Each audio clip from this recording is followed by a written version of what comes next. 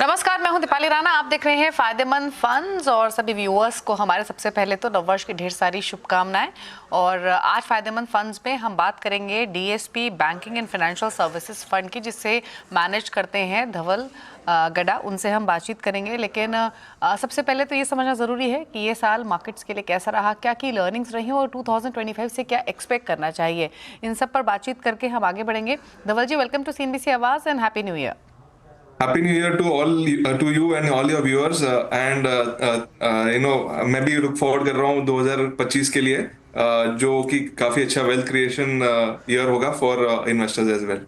Okay, तो ये तो इंटरेस्टिंग बात आपने कही कि 2025 वेल्थ क्रिएशन के हिसाब से अच्छा रहेगा इन्वेस्टर्स के लिए, तो उसके बारे में बातचीत करेंगे। लेकिन पहले 2024 की अगर हम जर्नी देखें तो फर्स्ट हाफ अलग रहा, सेकंड हाफ अलग रहा। तो वॉलेटिलिटी भले ही रही, कहीं पैसा बना कहीं पैसा गया भी। क्या की लर्निंग्स रही आपकी और कैसे देखते हैं आप पूरे 2024 को?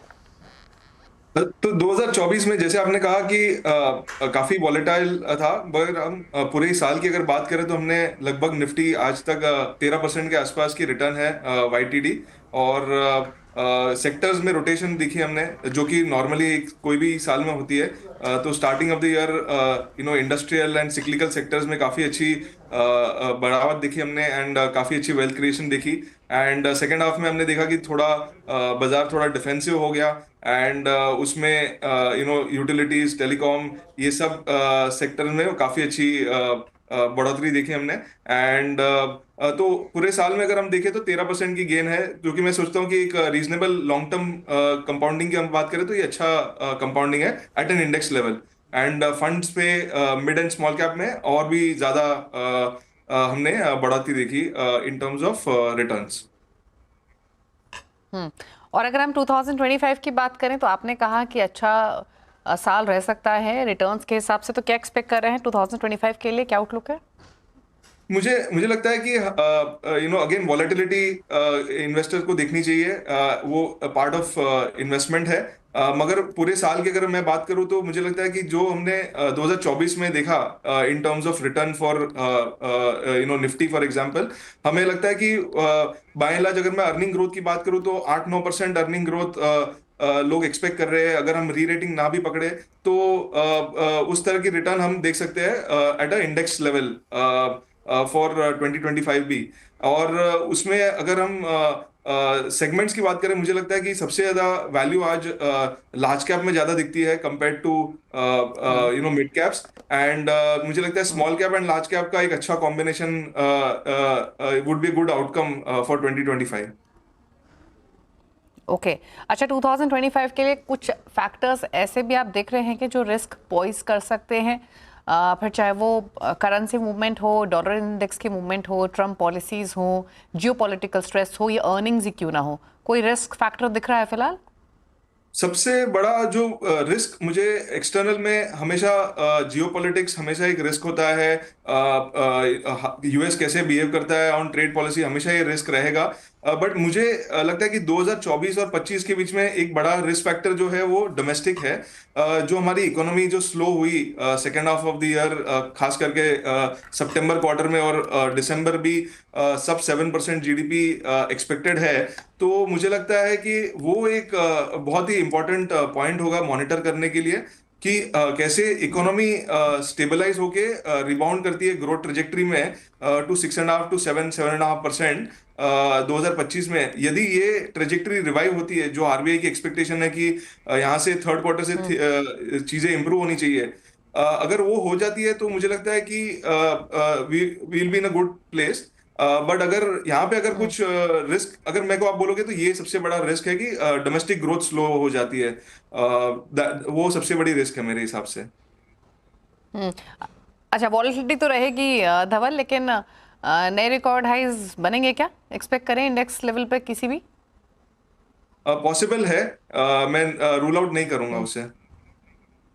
अच्छा, एक चीज़ और, अब थीम्स क्या रह सकते हैं? आपने कहा लार्ज कैप स्मॉल कैप का एक कॉम्बिनेशन है जो कि 2025 में प्ले हो सकता है, मिड कैप शायद उतना बेटर परफॉर्म ना करे। लेकिन क्या ये साल, क्योंकि आपने वॉलेटिलिटी की बात की, डिफेंसिव्स के नाम रहेगा या फिर cyclicals will be taking over again, कैसे देखते हैं आप? मुझे लगता है कि start of the year defensive कि अच्छी पोर्टफोलियो में अच्छी पोजीशन हो सकती है, क्योंकि अगर आप इवेंट्स की बात करें, जनवरी में काफी सारे इवेंट्स लाइंड अप है। यूएस प्रेसिडेंशियल चेंज है, उसके बाद फेड की मीटिंग है, देन फरवरी में हमारी खुद की बजट है, आरबीआई पॉलिसी है। तो काफी सारे इवेंट्स है इन द फर्स्ट क्वार्टर। और उसके बाद अगर हम देखें तो जनरली इलेक्शन कैलेंडर काफी लाइट है in this year until fourth quarter, calendar quarter. तो मुझे लगता है कि स्टार्टिंग में डिफेंसिव अच्छा कर सकते हैं, बट पूरे साल की अगर मैं बात करूं तो पोर्टफोलियो पोजीशनिंग में ज्यादातर मुझे value banking and financial services में दिखती है, आईटी सर्विसेज में दिखती है, और टू सम एक्सटेंट मैं बोलूंगा कि यूटिलिटीज स्पेस में दिखती है। तो मुझे लगता है यहाँ पे सबसे ज्यादा वैल्यू है compare to other sectors. Consumer में अभी भी मुझे लगता है कि वाइल वैल्यूएशंस काफी करेक्ट हो गए हैं, लेकिन अंडरलाइंग डिमांड जो लोग एक्सपेक्ट कर रहे हैं वो अभी भी नहीं आ रही है। और दूसरा है वहाँ पे बिजनेस मॉडल भी काफी ट्वीक हो रहे हैं, डिलीवरी साइड पे वगैरह बिजनेस मॉडल काफी ट्वीक हो रहे हैं। तो मुझे लगता है बैंकिंग फाइनेंशियल, आईटी और यूटिलिटीज, इसमें ज्यादातर वैल्यूएशन कंफर्ट भी है और अर्निंग्स की टेलविंड भी आ सकती है as we go into calendar 25। अच्छा, एफएमसीजी को लेकर आपका आउटलुक क्या है धवल? क्योंकि इस बार की अगर आप अर्निंग्स देखेंगे तो दिग्गज प्लेयर्स ने डिसअपॉइंट किया, आगे का आउटलुक भी डिसअपॉइंटिंग था, फिर चाहे वो एचयूएल हो, एशियन पेंट्स ही क्यों ना हो, उसको लेकर थोड़ा सा कॉशियसनेस भी दिखे इन्वेस्टर्स में, और थोड़ा सा जो नेगेटिविटी का माहौल था वो भी थोड़ा सा इमर्ज होते हुए हमने देखा पोस्ट अर्निंग्स। कैसे देखते हैं स्पेस को? डिमांड कंसर्न्स क्या लगता है आगे भी परसिस्ट करेंगे? हाँ, as we speak demand challenge है। इस क्वार्टर भी हमने जो प्रीव्यूज किए हैं उसमें डिमांड चैलेंजेस अभी भी परसिस्ट कर रहे हैं इस स्पेस में। जैसे कुछ कंपनीज ने अपने आउटलुक ऑलरेडी दे दिया है थर्ड क्वार्टर में, जिसमें उन्होंने वार्निंग इंडिकेट कर दिया है टू अर्निंग्स। तो मुझे लगता है कि वहां पे अभी भी अर्निंग स्टेबलाइज नहीं हुई है। तो इसके लिए मैं बोल रहा हूँ कि कंजम्पशन स्पेस में कुछ बिजनेस मॉडल रिलेटेड इश्यूज है और कुछ डिमांड रिलेटेड इश्यूज है, जो कि मुझे लगता है कि अभी भी उसकी बॉटम आउट ऐसा लगता नहीं है कि बॉटम आउट हुई है। इसके लिए we would be waiting and watching in this space. और एक क्विक कमेंट आपका फार्मा पर भी, 2025 के लिए फार्मा को लेकर क्या आपका आउटलुक है? क्योंकि अगर हम कंपनीज के कमेंट्री देखें, अर्निंग्स की, आगे का आउटलुक देखें, तो चीज़ें सो फार सेटल्ड ही दिख रही हैं। कैसे देखते हैं आप इस पूरे स्पेस को? मुझे लगता है कि जो री रेटिंग फार्मा स्पेस में हुई थी relating to US recovery in in most companies की अर्निंग में, अगर आप देखेंगे तो यूएस का काफी बड़ा डेल्टा रहा है। और आगे जाके भी अगर हम बड़े फार्मा कंपनीज की बात करें तो यूएस का काफी अच्छा कंट्रीब्यूशन है इंक्रीमेंटल अर्निंग में। डोमेस्टिक बिजनेस काफी स्टेबल ग्रोथ रेट पे है, एंड प्रॉफिटेबिलिटी भी काफी बाय एंड लार्ज काफी स्टेबल है। तो मैं बोलूंगा कि ये एक market return kind of space रहेगा। मैं बहुत ज्यादा बेरिश भी नहीं हूँ और बहुत ज्यादा बुलिश भी नहीं हूँ। इसमें कंपनी स्पेसिफिक स्पेस अगर आप देखेंगे तो काफी अच्छी कंपनीज अभी भी अवेलेबल है एट रीजनेबल वैल्यूएशन, एंड तो विच इज वेयर थोड़ा एक एक्टिव मैनेजमेंट का खेल है यहाँ पे। मगर ओवरऑल अगर आप मेरे को बोले कि क्या ये स्पेस आउट परफॉर्म कर सकता है बहुत ज्यादा, मुझे नहीं लगता है। काफी अंडर परफॉर्म कर सकता है, अगेन मुझे नहीं लगता है। तो मुझे लगता है मार्केट रिटर्न मोटा मोटा ये रिटर्न दे सकता है। अच्छा, एक चीज़ और धवल इस साल की रही जो one of the biggest theme भी रही, हमने जो क्विक कॉमर्स स्पेस है वहाँ पर काफ़ी फ्रेंजी बनते हुए देखी। हमने देखा जितने भी बड़े ट्रेडिशनल प्लेयर्स हैं वो भी क्विक कॉमर्स की तरफ बढ़ते हुए दिखाई दिए हैं। तो जो ये इनिशियल फ्रेंजी बनी है, क्या आपको लगता है ये सस्टेन करेगी? और जो ट्रेडिशनल बिग रिटेलर्स हैं उनको लेकर आपका आउटलुक क्या है? जी, तो ये एक कंजम्पशन पैटर्न चेंज है जो हम देख रहे हैं। और उसमें कुछ कंपनीज अगर हम देखें तो जो लिस्ट हुई है या काफी समय से लिस्टेड है, तो इनमें काफी इम्प्लाइड ग्रोथ काफी स्ट्रांग है। तो यहाँ पे मुझे खाली एक ही तो पैटर्न में मुझे चेंज में कोई मुझे दिक्कत नहीं है, ट्रेंड चेंज हो रहा है वो क्लियर है।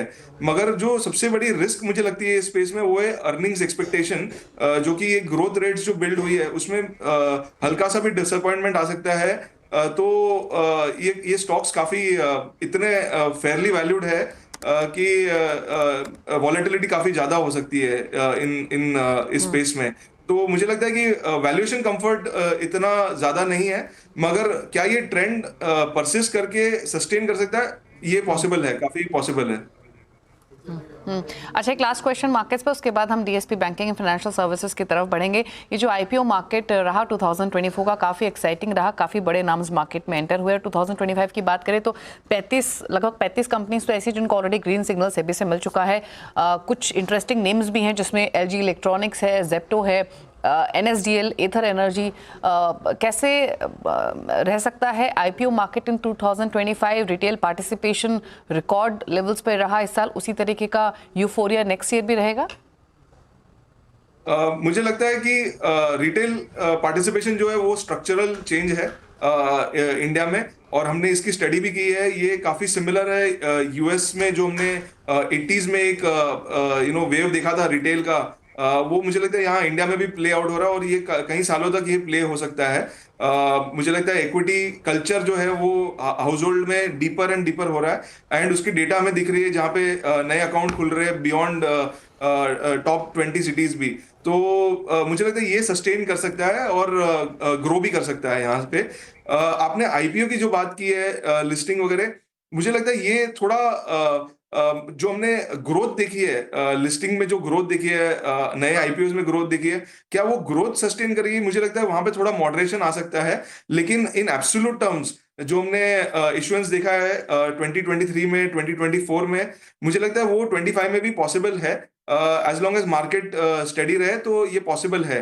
मगर ग्रोथ रेट जो हमने देखे वो शायद मॉडरेट हो जाएंगे।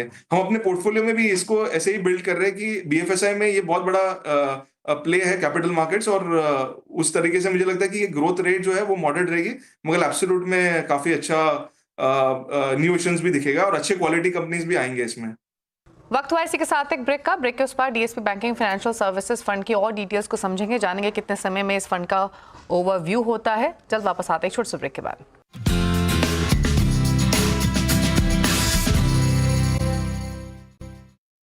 ब्रेक के बाद आपका स्वागत है। आप देख रहे हैं फायदेमंद फंड्स, और हमारे साथ बने हुए हैं धवल गड़ा, जो कि फंड मैनेज करते हैं DSP banking and financial services. चलिए अब बात करते हैं DSP banking and financial services fund की। और ये फंड पिछले साल दिसंबर में आया था, तो एक साल से थोड़ा ज़्यादा समय इसको हो चुका है। और किस तरीके की परफॉर्मेंस रही है और कहाँ कहाँ इस फंड के थ्रू इन्वेस्ट होता है, उसको समझने की कोशिश करते हैं। तो धवल, पहले तो ये बताइए कैसी रही है इस फंड की परफॉर्मेंस, क्योंकि यूजुअली जो सेक्टोरल थीम्स होती हैं, थीमेटिक थीम्स होती हैं, उनको बहुत हाई रिस्क कैटेगरी में प्लेस किया जाता है और लॉन्ग टर्म विजन के साथ यूजुअली रिटेल को इन्वेस्ट करने की सलाह दी जाती है। लेकिन अगर पिछले एक साल की परफॉर्मेंस देखें तो कैसी रही है? सो ओवरऑल इस फंड ने एक साल और कुछ दिन हुए इस फंड को, और इस फंड ने निफ्टी और फाइनेंशियल सर्विसेज इंडेक्स जो है, निफ्टी फाइनेंशियल सर्विसेज इंडेक्स जो इसका बेंचमार्क है, दोनों को बीट किया है। मोर देन 400 बेसिस पॉइंट से बीट किया है। एंड अगर मैं कहूँ कि क्या मेन फैक्टर रहा है, तो ये हमारा जो एक्टिव कॉल जो हमने कैपिटल मार्केट्स में, एनबीएफसी स्पेस में और कुछ बैंक्स पे हमने जो कॉल लिया था, एक्टिव कॉल लिया था, वो काफी फायदेमंद रहा है फंड के लिए, उसकी रिटर्न जनरेट करने में। और अगर मैं कहूँ तो जैसे आपने राइटली कहा कि हमने ये फंड जब हमने एनएफओ किया था, तो हमने इन्वेस्टर्स को बोला था कि ये लॉन्ग टर्म थीम है, बैंकिंग एंड फाइनेंशियल सर्विसेज आपका पोर्टफोलियो का बहुत इंटीग्रल पार्ट होना चाहिए। ये more than 20% of market cap cover करता है। ये थीम अपने आप में, ये मल्टीपल थीम्स है इसके अंदर, तो ये काफी बड़ा स्पेस है। एंड अगर आप इसकी रोलिंग रिटर्न देखें, 10 साल रोलिंग पे ये 100% टाइम निफ्टी को बीट करता है। तो आपको लंबे समय से अगर आप आएंगे तो काफी अच्छी एक्सपीरियंस मिल सकती है, ऐसा हमारा मानना था जब हमने एनएफओ किया था। एक साल हुआ है और वो बाय एंड लार्ज वो प्ले हो रहा है। मुझे लगता है कि ये सस्टेन करेगा लंबे समय के लिए। अगर हम लॉन्ग टर्म व्यू से अगर इन्वेस्टर आता है तो उसको अच्छा एक्सपीरियंस मिलना चाहिए, मुझे लगता है। अच्छा, अगर हम अब थोड़ा सा बायोफिकेट करके समझें इस फंड की डिटेल्स, तो आपने कैपिटल मार्केट्स का जैसे जिक्र किया, एज नेम सजेस्ट बैंकिंग और एनबीएफसीज तो इसमें शामिल होंगे ही। तो किस तरीके का एलोकेशन है, कितना परसेंटेज एलोकेशन है, बताइए प्लीज। श्योर। तो मोटा मोटा अगर मैं कहूँ तो लगभग 45% बैंक्स में है, लगभग 6% इंश्योरेंस कंपनी में है, 7 से 8% कैपिटल मार्केट्स में है, और बैलेंस एनबीएफसी और कुछ होल्डिंग कंपनी और न्यू एज कंपनीज में है। तो ऐसा करके फंड की ब्रॉड एलोकेशन है। और मेरी अप्रोच जो है वो काफी बॉटम अप है। तो मैं थीम मैं देखता हूँ कि कुछ थीम्स प्ले हो रही है तो मैं उसको मॉनिटर करता हूँ, लेकिन जो स्टॉक सिलेक्शन है वो अपने आप में एक बॉटम अप अप्रोच से की जाती है, जहाँ पे इंडस्ट्री की ग्रोथ के अलावा कंपनी की खुद की पोटेंशियल, उसकी वैल्यूएशन, उसकी रिटर्न प्रोफाइल, और कैसे इसका मार्केट शेयर होगा और ओनरशिप पैटर्न प्ले आउट होगा, इसके बेसिस पे कॉल लिए जाते हैं। और फंड काफी कॉन्सेंट्रेटेड है, बिटवीन 20 to 25 स्टॉक्स ब्रॉडली ये फंड रहता है। तो काफी एक्टिव सिलेक्टेड सिलेक्शन होता है इस फंड में।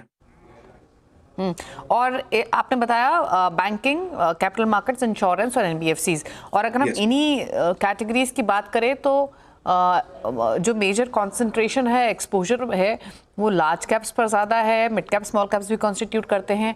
अगर हाँ तो कितना percentage? More than 70% large caps है, और बैलेंस मिड और स्मॉल कैप है। विद इन दैट अगर मैं लार्ज कैप में बोलूँ तो हमारा कंसंट्रेशन विद इन निफ्टी और नेक्स्ट निफ्टी में काफी वेल स्प्रेड आउट है अमंग्स लार्ज कैप भी। तो और अगर हम रिटर्न्स की अगर बात करें लास्ट पिछले एक साल में, तो काफी अच्छा रिटर्न आया वो नेक्स्ट निफ्टी स्पेस से आया, और स्मॉल कैप और मिड कैप से भी आया। तो so that is how the return, जो एक्स्ट्रा अल्फा जो हम बात करें तो वहां से ज्यादा आया। अच्छा, अगर मैं कैपिटल मार्केट्स की बात करूं तो इस बास्केट ने काफ़ी पैसा बनाकर दिया है इन्वेस्टर्स को, धवल। और एक चीज़ इंटरेस्टिंग रही है कि यहाँ पर वैल्यूएशंस हाई होने के बावजूद भी इंटरेस्ट रहा है इन्वेस्टर्स का, क्योंकि बहुत सारे, मतलब कुछ ऐसे स्टॉक्स हैं, टू नेम फ्यू, जहां पर हमने एक स्टेलर रनअप देखा है, महंगे होने के बावजूद भी वहां पर लगातार खरीदारी हो रही है। तो जब आपने इस बास्केट को कॉन्स्टिट्यूट किया तो earning growth, valuation, existing momentum, मतलब किन किन पैरामीटर्स को ध्यान में रखा? वैल्यूएशन कितना बड़ा रेडार पर रहा आपके वाइल चूजिंग स्टॉक्स? या तो अगर मैं सिलेक्शन की बात करूं तो ज्यादातर कॉल जो था वो हमारा अर्निंग ग्रोथ लेड सिलेक्शन हुआ। वैल्यूएशन जब हमने खरीदे भी तभी भी ऑप्टिकली एक्सपेंसिव लग रहे थे, लेकिन हमें अर्निंग्स पे काफी कॉन्फिडेंस था, कि जैसे हम एक्सचेंज की बात करें, बीएससी एक नाम था जिसमें हमने इन्वेस्ट किया था। फिर अगर हम एएमसी में बात करें तो निपॉन एसेट मैनेजमेंट एक कंपनी थी जिसमें हमने इन्वेस्ट की है। फिर हम अगर दूसरे के फिन टेक्नोलॉजीज है, 5 पैसा का कैपिटल है। तो काफी मतलब काफी जगह पे हमने अर्निंग्स लेड कॉल लिए रादर देन वैल्यूएशन। खाली ऑप्टिकली वो महंगे लगते थे, मगर अगर अर्निंग्स जो हम एक्सपेक्ट कर रहे थे अगर वो डिलीवर हुए तो काफी सस्ते हो रहे थे। एंड बाय एंड लार्ज वो प्ले हुआ काफी नाम में। एंड थैंकफुली मार्केट ने थोड़े री रेट भी कर दिए, एंड तो रिटर्न्स काफी अच्छे जनरेट हुए इस स्पेस में। और साथ ही अगर इंश्योरेंस की बात करें तो उस तरीके के रिटर्न तो इस स्पेस से नहीं बने जो कि बाकी हमने इससे और इससे रिलेटेड थीम से बनते हुए देखे हैं। आपने कहाँ कहाँ एक्सपोजर लिया है और इस पूरे स्पेस को लेकर आउटलुक क्या है? क्योंकि जितना पैसा मार्केट में बना है उतना पैसा इस सेक्टर की तरफ से नहीं आया है। जी। तो ये fund by and large underweight रहा है इंश्योरेंस में टिल अक्टूबर।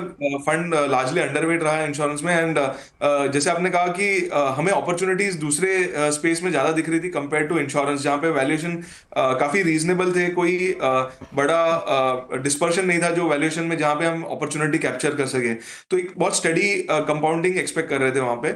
एंड पोस्ट अक्टूबर जब हमने देखा कि प्राइस काफी अच्छे से करेक्ट हो गए, और बिजनेस मॉडल काफी लॉन्ग टर्म होता है, स्पेशली लाइफ इंश्योरेंस में काफी लॉन्ग टर्म बिजनेस मॉडल होते हैं। तो हमें दिखा कि वैल्यूएशन में एक अच्छी अपॉर्चुनिटी है। एंड जो एक्सपेक्टेशंस भी जो बिल्ड हो रही है अभी वो काफी मॉडरेट है। और अगर इसमें थोड़ी सी भी बीट आई तो काफी अच्छा एक्सपीरियंस हो सकता है। तो उस बेसिस पे हमने हमारी जो अंडरवेट पोजीशन थी वो हमने ब्रिज कर दी इन दिस लास्ट मंथ और टू। तो ये बाय एंड लार्ज फंड की अगर मैं सिलेक्शन की बात करूं, coming to your specific question की इंश्योरेंस स्पेस में, तो अगर हम इसमें दो पार्ट में डिवाइड करें, लाइफ और नॉन लाइफ में, तो लाइफ स्पेस में काफी रेगुलेटरी चेंजेस इस साल में काफी चेंजेस हुए, स्टार्ट ऑफ द ईयर भी हुए, एंड हमने ये साल के एंड में भी देखा कि काफी चेंजेस या डायरेक्शंस दिए गए हैं फ्रॉम रेगुलेटर, गवर्नमेंट इस स्पेस में, एंड उसकी वजह से स्टॉक्स में काफी रिएक्शन आया है। अगर हम 3 इयर्स की बात करें तो ये स्पेस ने अभी भी 7-8% CAGR दिया है टोटल पुट टुगेदर, तो इंश्योरेंस स्पेस पुट टुगेदर। तो मुझे लगता है कि यहाँ पे जनरली लॉन्ग टर्म व्यू अगर आप लेके आए, तो मुझे लगता है इंश्योरेंस एज ए नीड एक बहुत बड़ी लॉन्ग टर्म अपॉर्चुनिटी है, और उसमें मुझे राइट। लगता है कि नॉन लाइफ स्पेस में काफी अच्छा ट्रैक्शन देख सकते हैं अगले 5-10 साल में कंपेयर टू लाइफ स्पेस। तो हमारी इंक्लिनेशन भी ज्यादा है कि नॉन लाइफ कंपनीज को हम प्ले करें कंपेयर टू लाइफ। वहीं अगर एनबीएफसीज की बात करूँ धवल, तो ये एक ऐसा स्पेस है जो कि बहुत वर्सेटाइल है और बहुत वेराइड भी है। आपको इसमें काफ़ी सारे अलग अलग किस्म के इंश्योरेंस कंपनीज मिलती है, और अगर हम परफॉर्मेंस देखें तो कुछ कंपनीज ऐसी भी रही हैं जिन्होंने अंडर परफॉर्म किया है, कुछ जैसे फॉर इंस्टेंस जो पावर फाइनेंस कंपनीज रही हैं उनकी परफॉर्मेंस काफ़ी स्ट्रांग रही है। आपने जब ये बास्केट तैयार की, किन पैरामीटर्स को ध्यान में रखा, किन कंपनीज पर फोकस किया? जी, तो वन कंपनी जो आपने बताया, पावर फाइनेंस कॉर्पोरेशन, एक इन्वेस्टमेंट थी उस at the start of the year, and it's still continuing as of November as well. तो अगर मैं ओवरऑल अगर एनबीएफसीज की बात करूं, जैसे आपने पुटअप किया वो सही है कि बहुत ही डाइवर्सिफाइड स्पेस है।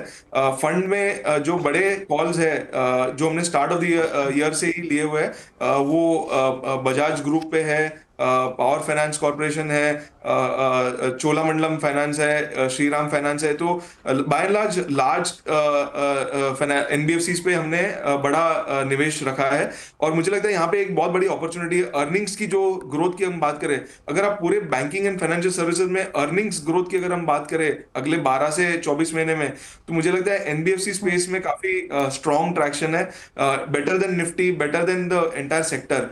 तो इसके लिए फंड काफी वेल पोजिशन्ड है, एंड वैल्यूएशंस थैंकफुली काफी रीजनेबल है इस स्पेस में।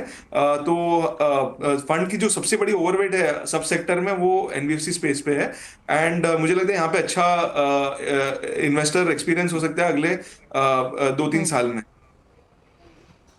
अगर हम पूरे बैंकिंग और फाइनेंशियल की बात करें तो क्या एक्सपेक्ट करें 2025 में स्पेशली डबल डिजिट रिटर्न्स आते हुए दिखाई देंगे? मैं स्पेसिफिक रिटर्न नहीं बोलूंगा, मगर मैं ये बोलूंगा कि जो हमने इस साल देखा है, जहां पे 13% फाइनेंशियल सर्विसेज इंडेक्स ने रिटर्न दिया है, सिमिलर टू निफ्टी। अगर आप मुझे बोलोगे कि निफ्टी से आउट परफॉर्मेंस की चांस है, तो मैं बोलूंगा कि हाँ, पॉसिबल है।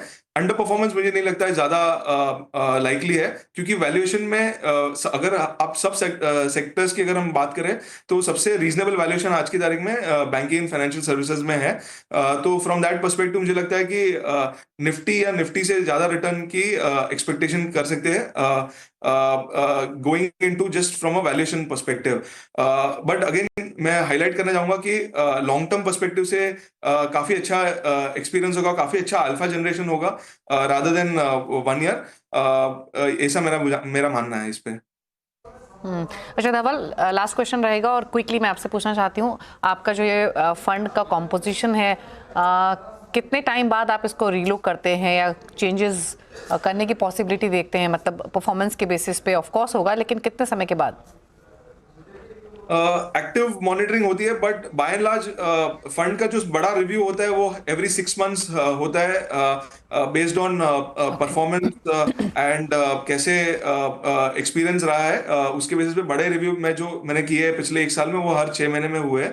But by and large it's bottom up selection, तो ऐसा कोई बड़ा चेंज नहीं हुआ पिछले 1 साल में। चलिए, तो ये बातचीत हुई DSP banking and financial services fund की। पर रही बात फंड के कॉम्पोजिशन की, तो मेजर कॉन्स्टिट्यूशन बैंक्स और एनबीएफसीज पर ही है, जहां पर ऑलमोस्ट 44-45% बैंक्स में ये फंड इन्वेस्ट करता है, 30% के आसपास का एक्सपोजर एनबीएफसीज में है, और रिमेनिंग कैपिटल मार्केट्स और इंश्योरेंस स्पेस में इन्वेस्टमेंट होती है। और यहाँ पर जो कॉम्पोजिशन है या फिर जो मेजर कॉन्सेंट्रेशन है वो लार्ज कैप्स की तरफ ज़्यादा है, ऑल्दो स्मॉल कैप कंपनीज भी आपको इस फंड में दिखाई देंगी।